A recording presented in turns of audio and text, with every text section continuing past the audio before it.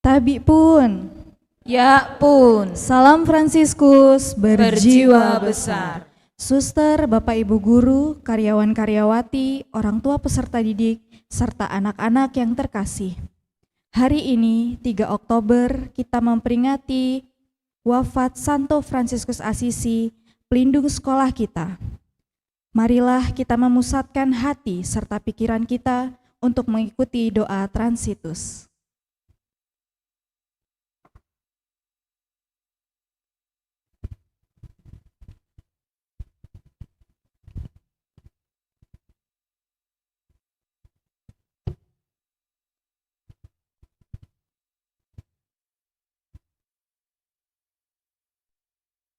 Suster, Bapak Ibu, dan anak-anak yang terkasih, 20 tahun dari tahun 1206 sampai 1226 lamanya, Bapak kita Santo Fransiskus menyesuaikan diri secara sempurna dengan Kristus.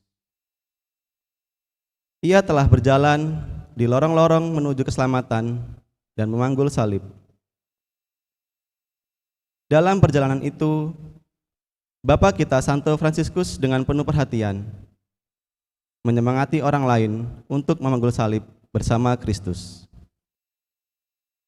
Rasa seni yang tertanam dalam hatinya mengantar dan memampukannya menembus segala peristiwa sampai pada inti dari segalanya, yaitu Allah sendiri. Ia yang telah disalibkan, tubuh dan jiwanya bersama Kristus itu selalu mengajak, saudara-saudara, marilah kita mulai mengabdi kepada Tuhan Allah kita, sebab hingga kini kita sedikit saja mencapai kemajuan. Oleh berbagai macam penyakit yang susul menyusul, tubuhnya semakin menyusut dan Fransiskus menyadari bahwa saudara maut akan segera menyongsong dan memasuki kehidupan yang baru. Suster, Bapak Ibu, dan anak-anak yang terkasih, marilah kita memuji Allah karena kita boleh mengalami karya agung Allah yang berkenan memanggil Santo Fransiskus menjadi alatnya dan mempersatukan kita dalam satu keluarga. Dan kita dipanggil pula untuk memiliki semangat yang sama, peka terhadap tanda-tanda zaman, dan gembira dalam segala situasi yang ditemui. Dalam persiaran hidup, marilah kita bersama-sama mengenangkan wafat hambanya yang telah terbukti setia hingga akhir, seraya mengarahkan dan bersatu hati dalam perayaan ini.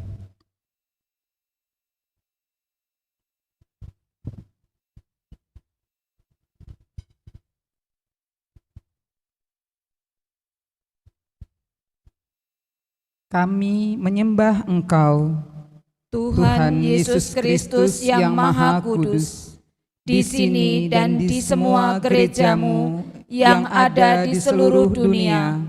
Dan kami memuji Engkau, sebab Engkau telah menebus dunia dengan salib-Mu yang suci.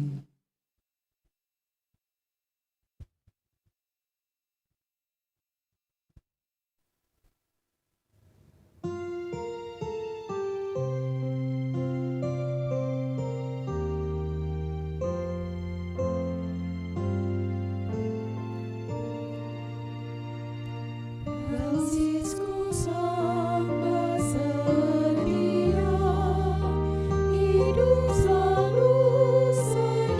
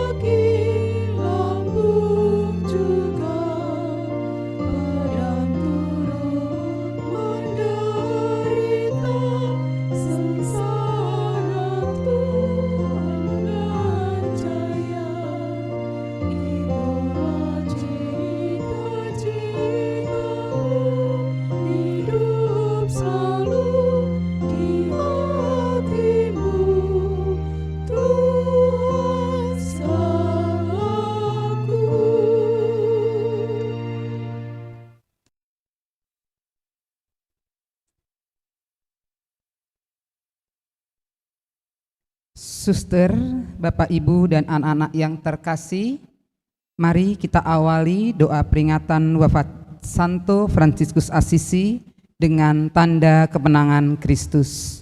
Dalam nama Bapa dan Putra dan Roh Kudus. Amin. Semua untuk kemuliaan Tuhan dan keselamatan jiwa kita. Marilah kita berdoa bersama. Bapa yang Maha Baik, Santo Fransiskus telah mengikuti cara hidup putramu. Karena kemesraan hatinya, ia telah diubah menjadi salib yang hidup, menerima 5 luka yang telah diderita oleh putramu di kayu salib.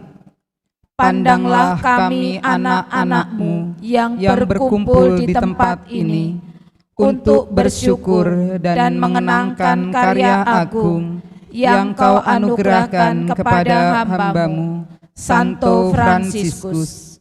Semoga dengan peringatan wafat Santo Fransiskus yang kami rayakan hari ini mengubah hati kami, dan kami Kau mampukan untuk peka melihat tanda-tanda zaman, sehingga perutusan kami dapat menyentuh umat-Mu sebagai wujud ambil bagian dalam karya keselamatan-Mu.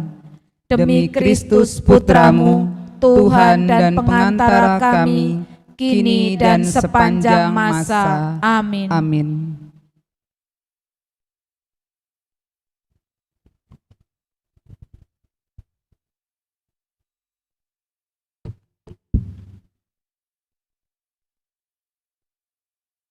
Bacaan pertama.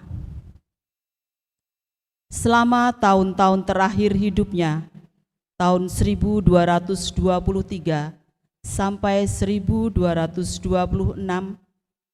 Fransiskus semakin mengundurkan diri dari urusan ordo yang dilahirkannya. Kemungkinan ada sejumlah saudara yang mendesaknya, karena mereka ingin mengembangkan ordo ke arah yang tidak diinginkan Fransiskus. Selain itu, penyakit Fransiskus yang bermacam-macam, sakit mata, perut, ginjal, dan sebagainya, semakin menjadi-jadi, membuat ia sungguh tidak mampu lagi memimpin ordo sebesar itu. Maka Fransiskus mengangkat saudara kepercayaannya, yaitu Elias dari Cortona, sebagai pemimpin jenderal seluruh persekutuan saudara-saudara Dina. Disertai beberapa teman karib serta Leo yang menjadi bapa pengakuannya, Fransiskus sering pergi ke tempat sepi untuk berdoa, terutama di Gunung Laverna yang terletak di kota Arezzo. Gunung setinggi 1282 meter itu diberikan kepada Fransiskus oleh seorang bangsawan yang bernama Orlando. Fransiskus dapat pergi ke sana sesuka hatinya untuk bersemadi di hutan dan gua-gua yang ada. Di tempat yang terberkati itu, Fransiskus mencapai puncak hidup pribadinya sebagai pencinta Yesus, Putra Allah yang tersalib. Selama puasa bulan September 1224, Fransiskus dengan beberapa teman, Leo dan Maseo, mengungsi ke gunung itu. Sedang berdoa sendirian di hutan, Fransiskus mendapat suatu penglihatan. Tampak olehnya Yesus dengan rupa malaikat serafin terpaku pada salib, tetapi dalam kemuliaan. Penglihatan itu menyebabkan kaki, tangan, dan lambung Fransiskus menampakkan luka-luka Yesus yang tersalib. Fransiskus merasa sakit sekali, namun penuh kegembiraan dan kemanisan. Setelah turun dari gunung, Fransiskus menyembunyikan luka-luka itu meskipun terasa sakit dan berdarah. Hanya sedikit orang yang diberitahu tentang keadaan Fransiskus itu. Clara menyediakan pembalut yang secara teratur mesti diganti. Fransiskus hampir tidak dapat berjalan lagi dan terpaksa naik keledai kalau bepergian. Begitulah Fransiskus makin serupa dengan hati dan batin Tuhannya, dan betapa Fransiskus setia pada panggilannya, yaitu mengikuti jejak Tuhan Yesus Kristus sampai disalib.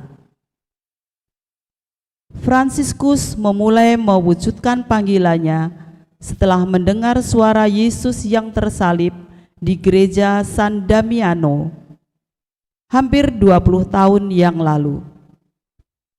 Fransiskus menyelesaikan panggilannya dengan melihat Tuhan yang tersalib di Gunung Laverna dan merasakan dalam badannya penderitaan Yesus dan jiwanya menikmati kemuliaannya.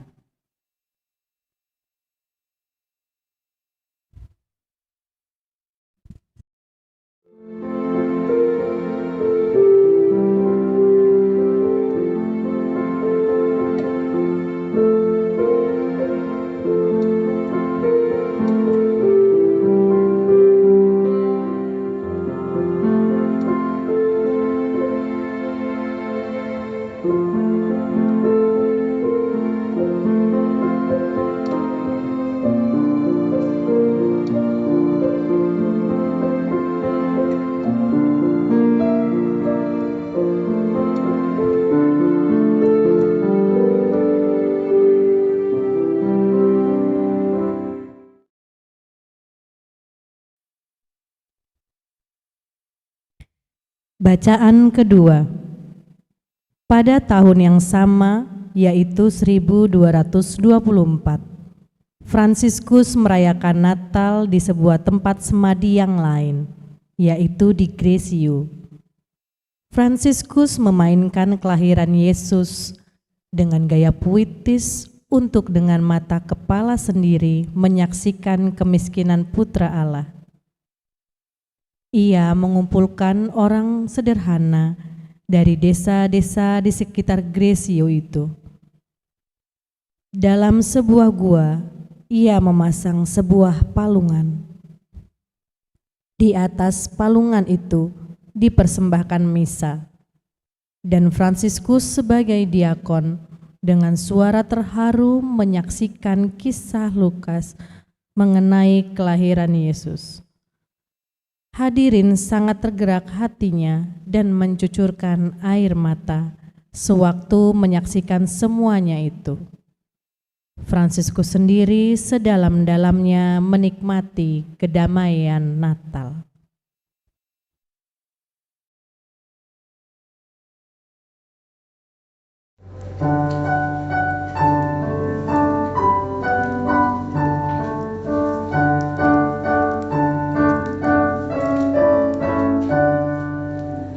Fransiskus berdoa di depan kandang, hati damai menyambut Yesus datang.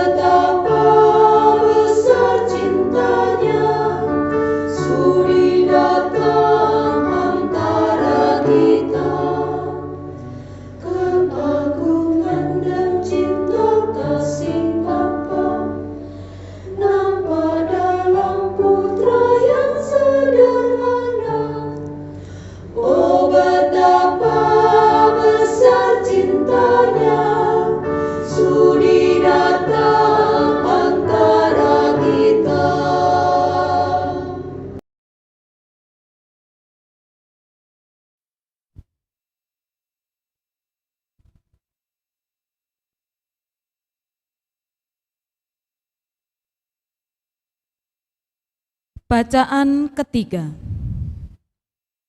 Ketika merasa ajalnya mendekat, Fransiskus ingin kembali ke Asisi dan Portiuncula.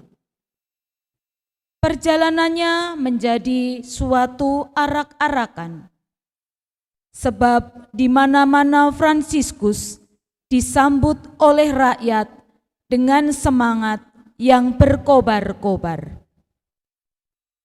Rombongan tiba di kota Siena dan penyakit Fransiskus menjadi begitu hebat, sehingga perjalanannya tidak dapat dilanjutkan. Ia beristirahat di rumah uskup setempat. Kebetulan sahabatnya Kardinal Ugolino juga berada di Siena. Ia mengirim dokter pribadinya untuk merawat dan mengobati dengan membakar pelipis Fransiskus dengan sepotong besi yang berpijar. Fransiskus menyapa besi yang berpijar itu sebagai saudara api yang sangat murni. Selama di Siena, dalam tahun 1225, Fransiskus mendikte wasiatnya yang pertama.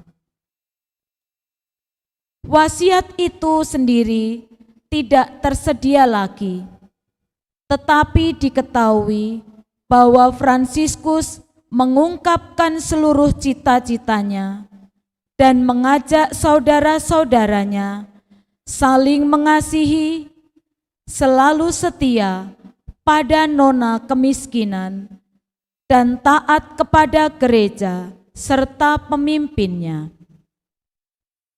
Tidak lama kemudian, entah di mana, Fransiskus mendiktekan sebuah wasiat rohani lain yang lebih panjang dan terinci.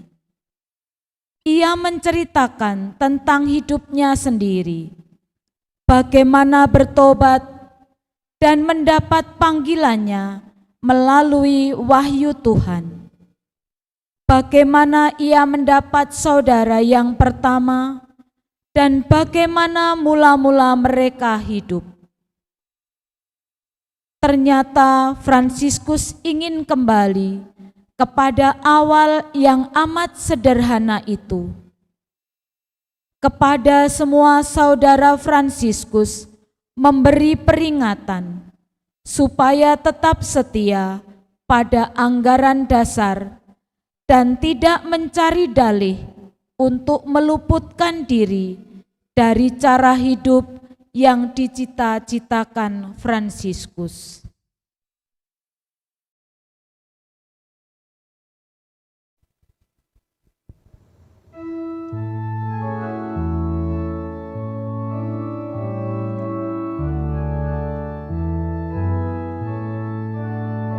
Serikat persaudaraan berdirilah teguh, sempurnakan persatuan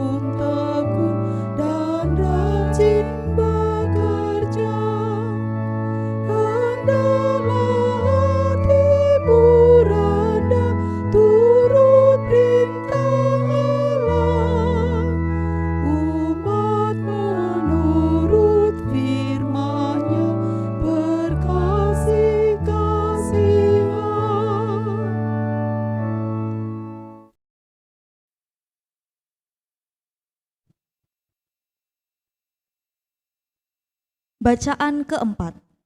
Kira-kira bulan September tahun 1226, atas permintaannya sendiri, Fransiskus dipikul ke kota Assisi dan ke tempat yang sangat dicintainya, yaitu Portiuncula. Rombongan Fransiskus diiringi sepasukan prajurit dari Assisi sebab khawatir kalau Fransiskus diculik oleh penduduk kota Perugia yang ingin memiliki jenazah orang kudus yang terkenal itu. Rombongan itu tiba dengan selamat di Assisi, di dekat kota, di atas sebuah bukit. Fransiskus menyuruh berhenti sebentar. Ia memberkati kota asalnya yang selalu dicintainya. Lalu rombongan berjalan terus ke Portiuncula. Di ranjang sakitnya, di Portiuncula, Fransiskus melengkapi lagu Gita Sang Surya yang diciptakannya. Fransiskus menambah sebuah bait pada pujian Tuhan itu. Fransiskus sangat peka terhadap keindahan alam dan semua makhluk dianggap sebagai saudara dan saudarinya dalam Tuhan. Bait terakhir itu memuji Tuhan karena saudari maut jasmani.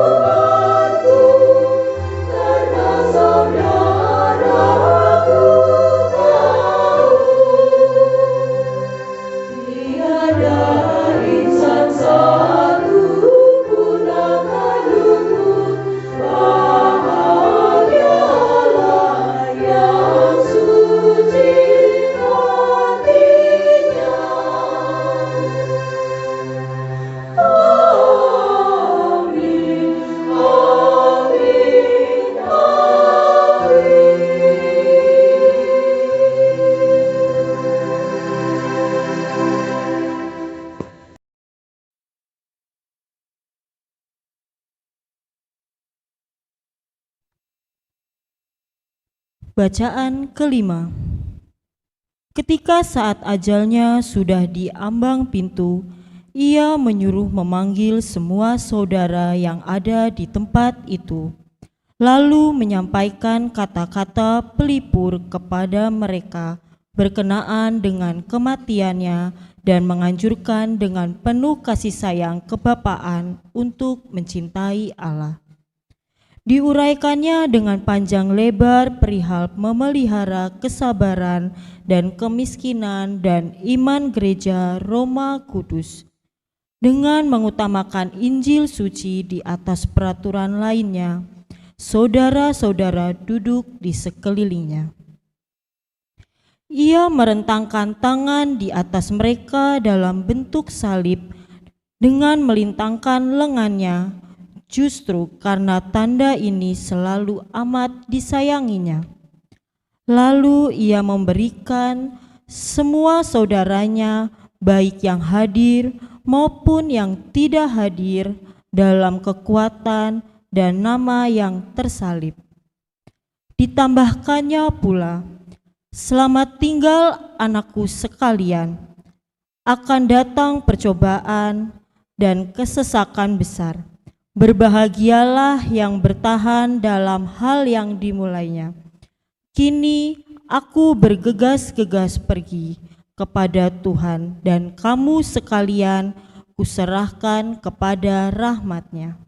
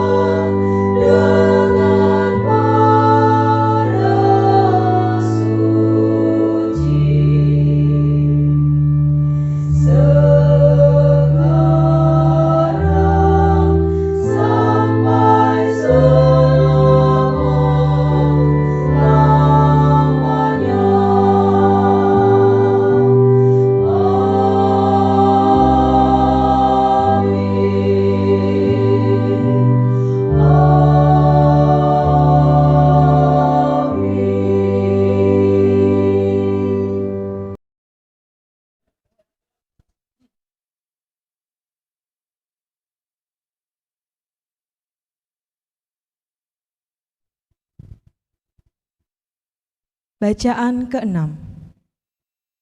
Ketika saat kematiannya mendekat, disuruhnya salah seorang saudara pergi ke Roma mencari saudara Yakoba. Disuruhnya saudara tersebut memberitahukan bahwa saat kematian Fransiskus hampir tiba, sambil berpesan agar saudara Yakoba mempersiapkan segala perlengkapan yang dibutuhkan bagi seseorang yang meninggal. Belum lagi saudara itu berangkat, terdengarlah di luar keributan dengan kaki kuda. Ketika pintu dibuka, nampaklah rombongan saudara Yakoba, kedua anaknya, dan beberapa pengiringnya. Fransiskus mengizinkan saudara Yakoba dan kedua anaknya masuk ke kamar dan mendekatinya. Kemudian saudara Yakoba menceritakan apa yang terjadi. Ketika ia sedang berdoa, terdengarlah suara dalam hati yang mengatakan bahwa saat ini kematian Fransiskus hampir tiba, dan supaya dia mempersiapkan segala sesuatu yang dibutuhkan seseorang yang akan meninggal. Dan apabila dia masih ingin melihat Bapa pembimbingnya, segeralah pergi ke Asisi. Maka ia pun datang dengan segala yang diperlukannya. Dia pun sangat bergembira dan bersyukur bahwa masih sempat bertemu dengan Fransiskus sebelum wafatnya. Fransiskus menganjurkan agar para pengiring itu kembali ke Roma. Sedang saudara Yakobus sendiri dan kedua anaknya masih tinggal di situ sampai dengan hari Minggu berikutnya, sebab Fransiskus akan meninggal hari Sabtu sebelumnya. Dan memang demikianlah terjadi. Sementara di biara San Damiano, Clara dan para susternya selalu berjaga-jaga dalam doa. Mereka sangat sedih bahwa segera akan ditinggalkan bapaknya. Atas kesedihan mereka itu, Fransiskus menyampaikan kata-kata penghibur, nasihat, dan berkatnya bagi Clara dan putri-putrinya. Surat itu tertulis sebagai berikut.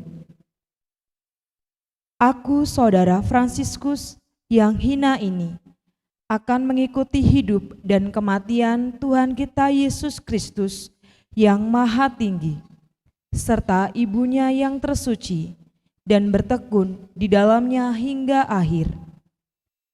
Dan aku minta kepada kalian para putriku, dan memberikan nasihat kepada kalian, supaya senantiasa hidup di dalam cara hidup dan kemiskinan yang amat suci itu. Dan jagalah sungguh-sungguh, agar selama-lamanya jangan sampai kalian menyimpang sedikit pun daripadanya, karena ajaran atau nasihat siapapun juga. Salah seorang saudara harus mengantarkan surat tersebut ke San Damiano. Setelah segalanya selesai, saat sudah di ambang pintu, sedemikian cintanya kepada Kristus dan terdorong untuk mencontohnya, Fransiskus minta supaya dibaringkan di lantai. Dia mau mati miskin seperti Kristus yang tak memiliki sesuatu pun. Fransiskus memanggil semua saudaranya, mendekat dan mengajak mendoakan Mazmur 141. Disaksikan para saudara, saudara Yakoba, dan diiringi doa-doa Clara dan para susternya di San Damiano. Fransiskus meninggalkan para saudara, pergi ke surga, bahagia bersama Bapa, Putra, dan Roh Kudus untuk selama-lamanya.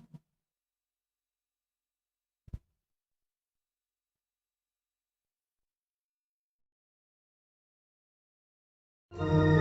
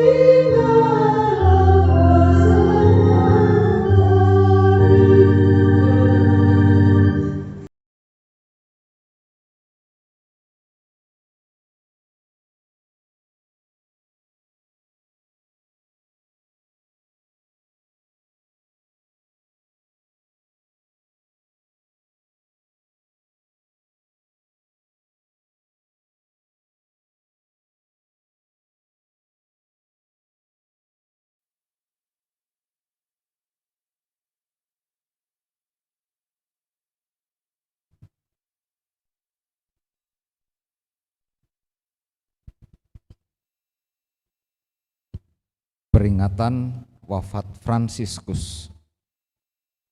Setelah Fransiskus wafat, para saudara mengalami kegembiraan penuh menyaksikan kesamaan antara Fransiskus dengan Kristus ketika diturunkan dari salib. Tampak tangan dan kakinya ditembusi paku dan lambung yang ditusuk tombak. Mereka mendekati Bapaknya, mencium luka-lukanya dengan rasa haru, bahagia, dan penuh syukur. Kita yang telah dipersatukan boleh mengalaminya. Maka hal yang sama juga akan kita lakukan, yaitu dengan menghormati luka-luka Bapa kita Santo Fransiskus untuk mengenangkan wafatnya, sekaligus sebagai tanda hormat dan kesediaan kita untuk tetap setia pada semangat dan mencintai Tuhan di atas segala-galanya. Bapa yang suci, terang dunia, teladan kami, cermin keutamaan, jalan kebenaran,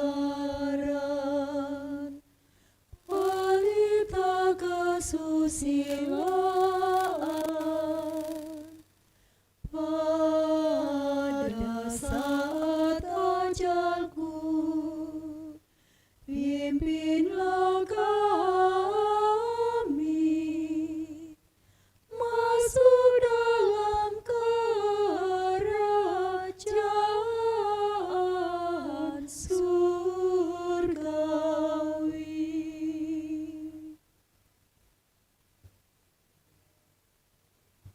Bacaan ketujuh. Keesokan harinya jenazah Fransiskus dibawa ke gereja Santo Gregorius dalam kota. Dan seperti yang dianjurkan Fransiskus sendiri sebelum wafatnya, supaya jenazah itu dibawa dulu ke San Damiano, agar Clara dan para saudarinya dapat melihat untuk terakhir kalinya. Baru kemudian dibawa ke gereja Santo Gregorius. Mendengar berita bahwa Fransiskus wafat, seluruh kota berbondong-bondong berdatangan untuk mengantar dan memberi penghormatan terakhir. Sambil membawa lilin menyala atau ranting-ranting daun, mereka mengantar jenazah Fransiskus dimakamkan. Saat itu bukan merupakan saat kesedihan, melainkan suasana pesta, karena seorang suci telah dipanggil Tuhan dari antara mereka.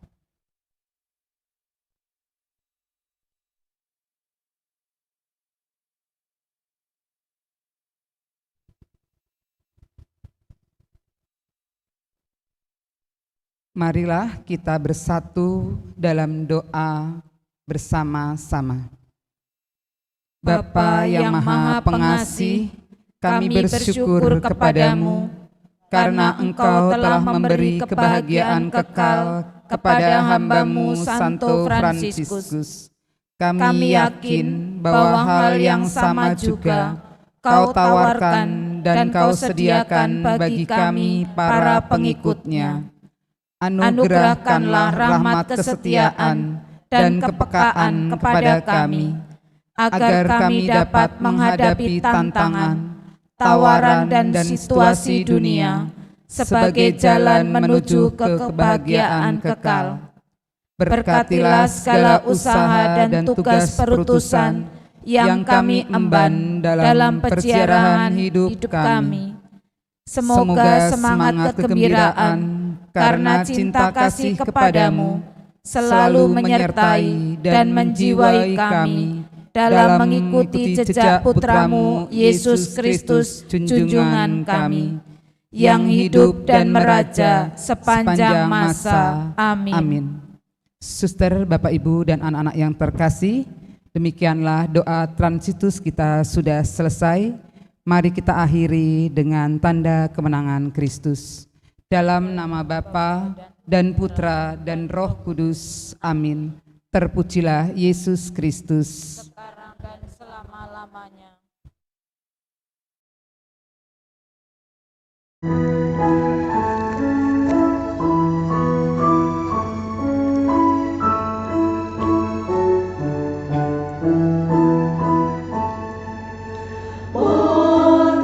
Matahari sudah turun, malam turun dunia. Hidup Fransiskus berakhir, miskin tapi mulia. Hidupnya sangat suci, menyinari matinya. Amat kuat ia tumbuh, pengharapannya teguh. Cinta kasihnya berkobar, tak kedengaran keluhan. Bapa suci, kami juga rindu mati begitu. Tangis rata keliling Bapa, anaknya amat sedih. Domba ditinggal gembala, bagaimanalah nanti? Tidak dengan pimpinanmu, rasa rindulah kami. Mada-mada ia bersabda dengan langit digelar, moga Tuhan pelihara kamu dari yang jahat.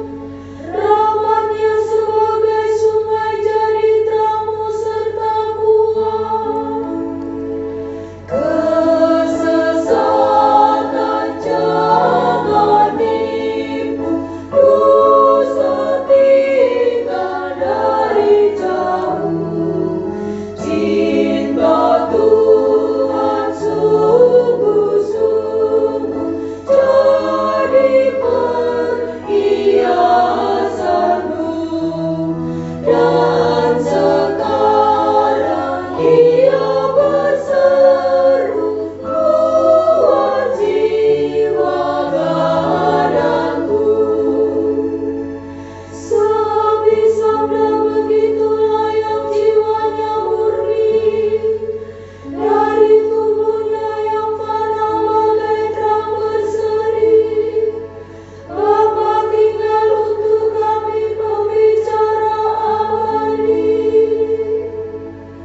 Hormat bagi Allah Bapa, Putra dan Roh Kudus, yang memberi kami mahkota upah kurban yang tulus, yang kami berbakti kini jadi selamat abadi.